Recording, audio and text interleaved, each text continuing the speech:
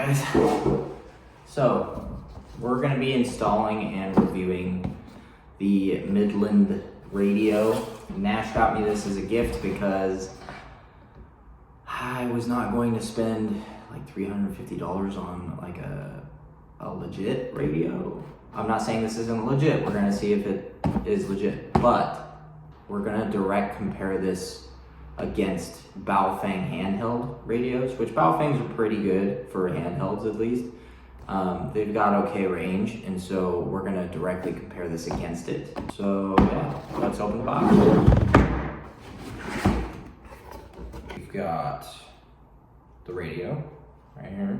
It looks like it's a direct plug into your cigarette lighter rather than a wire into your battery. So it's got an inline fuse.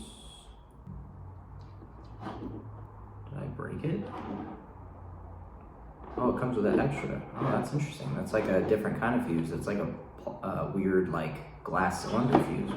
The handheld piece here, which feels actually pretty legit. Feels pretty heavy. It doesn't feel like cheap, which is nice. This is the antenna. Got some baby screws. And then we've got a little sticky thing to hold your handheld part. I don't know if the antenna is magnetic or what. What's something metal? Oh, it is magnetic. Ooh, that's actually pretty strong. That's sick. All right, so in terms of radio placement, we're using Velcro tape because it's this guy's idea. And What? Pause. Was it not your idea? It was your idea. No, I did that originally, and then you were like, oh, I might just do that. And I said, okay, yeah, it should work. I think you should hard mount it. If it worked for you. I'm still of the opinion that it should be mounted closer to the backseat so you don't break your walkie like I did talking to everybody all the time. Yeah, but I'm not as nice to you. I'm not gonna let people hop on my talkie. Your headliner needs work, dude. Is it a walkie or a talkie? It's a talkie. But we're thinking right here in terms of placement, just like that. So that way the walkie, we'll put the little hook probably up here into the trim, and then it'll be boop, just like that. And we'll be able to take it off. And it's not gonna be too bouncy on the wire. It's not gonna go everywhere that bad, you know? So yeah, so we're just gonna be using some Velcro tape. I already cut out my little dash cover, and we're gonna mount it right here, and then we're gonna run the wires.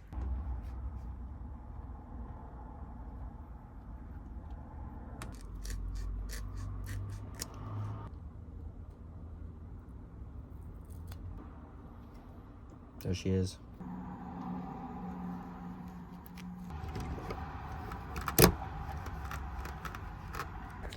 I mean, in terms of like somebody grabbing it and trying to rip it off, yes, it will come off.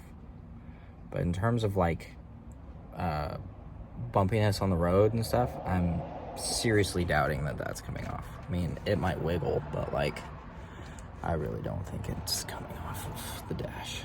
I think we're good on that. And now our little talkie hanging piece, we're gonna put right there. It's just got sticky tape on it, so look at that. Voila. All right, so we have her connected to the Baofeng. They're on the same channel right now.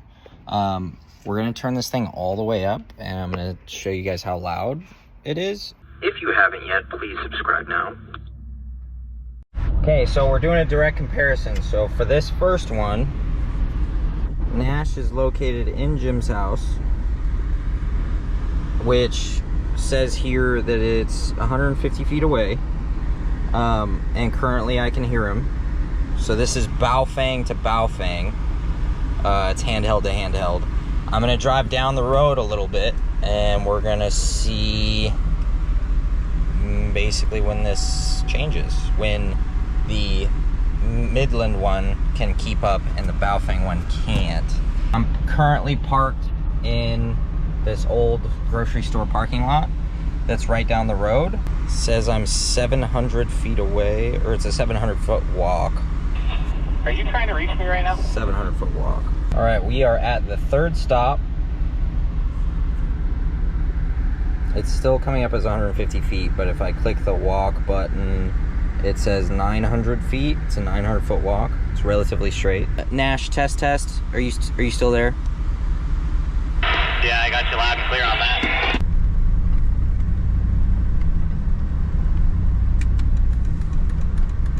Nash, check. Yeah, I'm getting you loud and clear. It's saying 0.3 miles. Check number 4. Check number 4. Nash.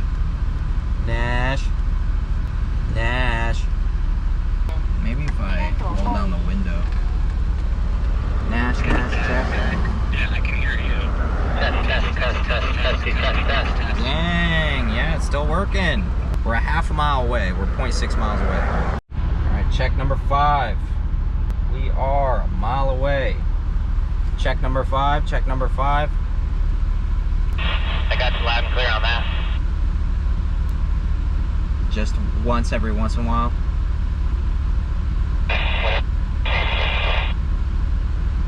All right, yeah, I think it's starting to cap out a little bit. Yeah, it's starting to cap out. So, now we're gonna turn the Baofeng off and turn the Midland on. Are you talking on the Midland right now? Now I'm on the Midland. Can you hear me any better? Yeah, I can hear you a lot better. Yeah, you're coming in loud and clear. Sweet! Let's keep going. All right, we are 1.4 miles away. Check number 6. You're coming in loud and clear on my end. Tight. Check number 7, 1.6 miles away. Yep, still good. Little staticky, but I can understand you. 2.3 miles away. Check number 8. I feel like you're more clear than last time. All right, I'll keep going. Test number 9, 3.1 miles away. I'm at the airport Dutch Bros.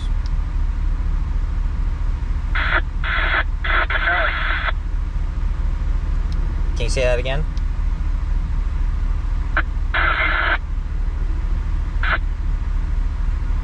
Yep, that's right about the limit because you're coming in super blotchy.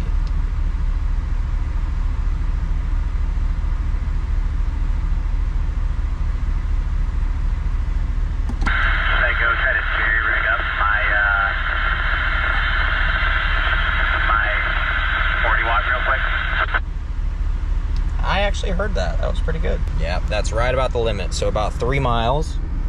That's what it says. That's pretty good, to be honest with you, especially for $120, whatever this Midland was, you know. Yeah, so it's a pretty good setup. I like, and that's to a Baofeng, so that's to a handheld. So 2 of these Midlands together, I'm sure it could probably go maybe 4 miles, 5 miles.